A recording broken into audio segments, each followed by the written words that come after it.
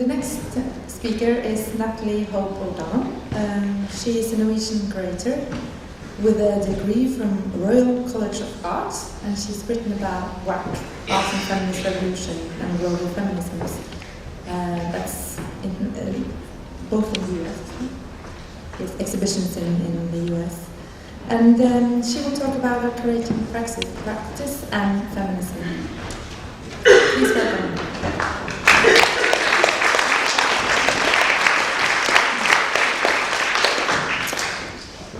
Stina's mic has been a bit dodgy this afternoon, so if you can't hear me, do this at the back. And I've also been told that my British accent is hard to understand, so if I'm speaking too quickly, do this. And I don't think I'm going to be substituted. Okay, so I used the year 2007 as a point of departure. I was in my second year on the MA programme entitled Curating Contemporary Art at the Royal College of Art in London. And I'd always had an interest in historical feminist practices, as well as contemporary practices by women artists, which could be loosely labelled as feminist. And in that year, Frieze proclaimed that 2007 was the year of feminism. Global Feminisms inaugurated the Elizabeth A. Sackler wing in the Brooklyn Museum, which Elizabeth herself spoke about. And WAC, Art and the Feminist Revolution, opened at LA MoCA that same year. Then it's Javier's project, this Griselda Pollock book, the project If I Can't Dance, I Don't Want to Be Part of Your Revolution, curated by Frederique Bergholz and Annie Fletcher, which is an ongoing platform. And this book, which I also found useful, by Alexandra M. Coccoli. She edited this collected essays. So, as Hannah said, I wrote about global feminisms as a case study for my MA thesis, and the work on these exhibitions and allied reading informed my theoretical background, my knowledge of different waves of feminism, its relationship with queer theory, and with post-colonial studies. But today, I've been asked to talk from a more practical perspective.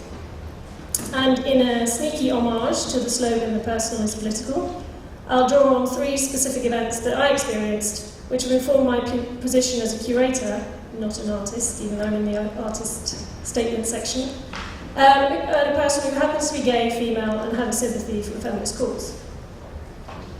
So the first event is February 2008, when I was in the final year of the MA, and I was one of 9 women on a 10-person course. The course has very often got this gender imbalance, though I think our year was particularly skewed in that sense. It's often said that all the women are curators and all the directors are men.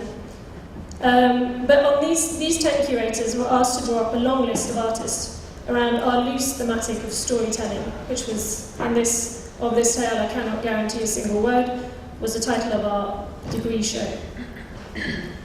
About 35 artists ended up on the long list. Of them, all were white and 90% were male. How could this have happened?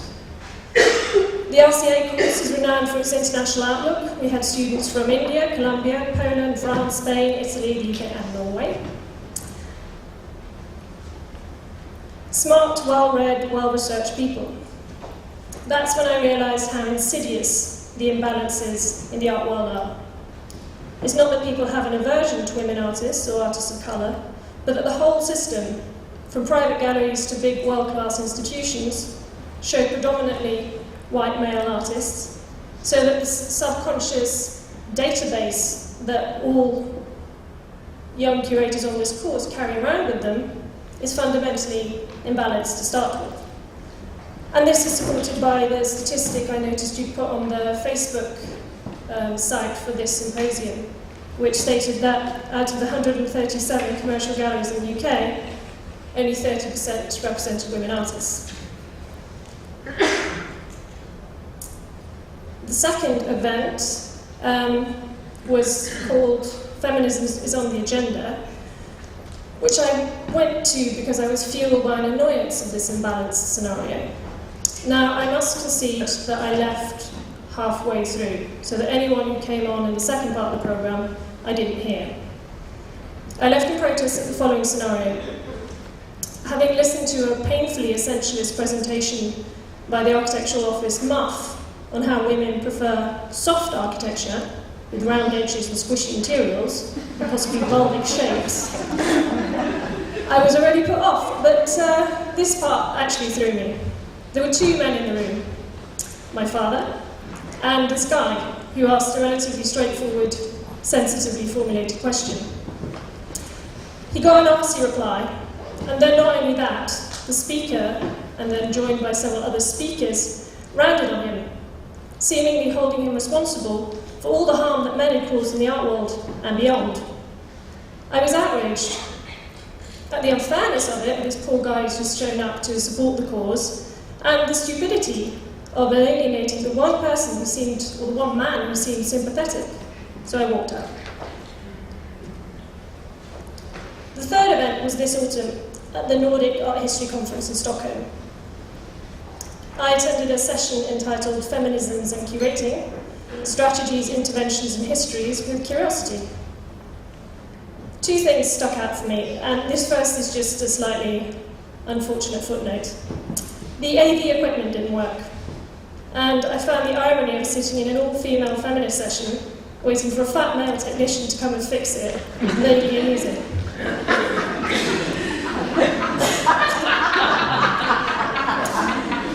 Thankfully, the guy couldn't fix it either, and the speaker did her presentation on her laptop, which was fine. It was a small room. There were about 12 or 13 of us in there. What knocked me was the amount of people who prefaced their subsequent questions to the speaker with, "I just want to commend you on how brave you were to present under these tough circumstances." And literally every person did it. And I just thought, brave? Teaching girls under the threat of having acid thrown in your face and cardboard is brave. Standing up as a victim of so-called corrective rape in South Africa is brave. Presenting without a state-of-the-art projector is not brave.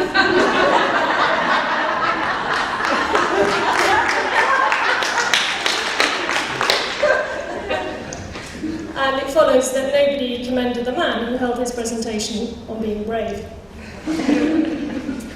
But the slightly more serious point to come out of this session at the Nordic conference was what the speaker was saying. It was, in a sense, an attempt to define a separate field within curating that was infused with a different feminist strategy. A strategy that, according to Sybil Fisher, who spoke on the 18th Sydney Biennial, curated by Catherine de Ziga, she defined it in this, and it's important to note that this is Sybil Fisher, it's not Catherine de Ziga, who has done a number of very good shows, and particularly one in 1996-97 called Inside the Visible. So this is how a feminist strategy of curating is defined. The number of women, but also time-based gestures, rather than the spectacular. Intricacy, emphasis on the artist's hand, historically associated with the feminine. Compassionate, coexistent with the other, animal, spiritual, human. Restorative, colourful, participatory, heal past wounds, imbued with feminist ethic of togetherness.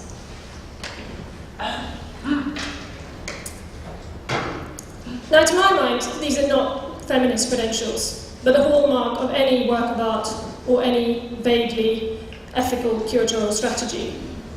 And I don't like how the artist's works become essentialised. Can only women make time-based work with their hands? Are women precluded from making spectacular works of art or monotone paintings? It just seems to me that the moment you try to start defining a feminist artistic practice, or in this case, a feminist curatorial practice, you limit the room for manoeuvre that we have as women, as people, and as practitioners. So I think I entitled this talk 3 lessons. My first example showed the inherent biases of the art world, which is something we need to be aware of. Institutions are increasingly becoming aware of this in their programming, so they stop and they think, hang on, how many women artists or women of colour are being shown in our galleries? Somebody laughed. I know it is getting slightly better. Yesterday's instructor here. At the end of Annika Ström's video, she showed us quick, brief intertitle, which said, with statistics and information, we can change the situation. A kind of naming and shaming. And it's not until, like Elena said, once you get those statistics and you start, it becomes embarrassing for institutions to have such a gender imbalance in their programming. The second example was intended to show the problem of defining a closed setting for feminism when men aren't welcome, and how that defeats the purpose of such events, because people like me, originally sympathetic, would just leave. It might be comforting to the few who remain, but it isolates the movement from those who might otherwise be sympathetic to it. The third example relates to this. I know it's not a big point, and I made it somewhat facetiously, but it relates to the fact that creating this separate realm, this soft, friendly space just for women, you're actually patronising women, and you're being unfair to men. If we want to be treated equally, we have to practice what we preach. Sure, if you want to commend somebody on bravery in speaking in front of people, go ahead. But don't just reserve this for women. Do it for everyone. The more serious point is how we should not return to some essentialist idea of womanhood in curatorial and artistic practices. Yes, some women like fluff and flowers, soft edges and strong colours. But some don't. It's such an obvious point, and it's been put far more eloquently than I have here, notably by Griselda Pollock, whom Schei had mentioned. But still, such reductive ideas of what women want, need and do are being perpetuated by practitioners. So if my three examples have shown anything, these are the three lessons I like to call, well, I wanted to call the third way, but that term's been sullied by New Labour. So I might call it Xavier's way instead. One, be aware of inherent biases and address them. If you can't create a gender balance in your exhibition, then you have to look harder. Massimiliano. Treat everyone equally. Let people do what they want. We're heading in the right direction. There are more young women in art schools. The representation of women on the commercial gallery circuit is increasing. And institutions are just about beginning to address gender imbalances in their collections and their programming. But we can't stop here. We need to push on. And we're back to my 2007 slide, because it was proclaimed the year of feminism, and 1997 had a similar address. And I just figured that feminism shouldn't be this thing that pops up in the mainstream discourse once every decade, but it needs to be on the agenda every year, every month, every day. It's important. And I'd like to end by thanking the organisers and everyone here for making an important contribution to an important cause. Thank you.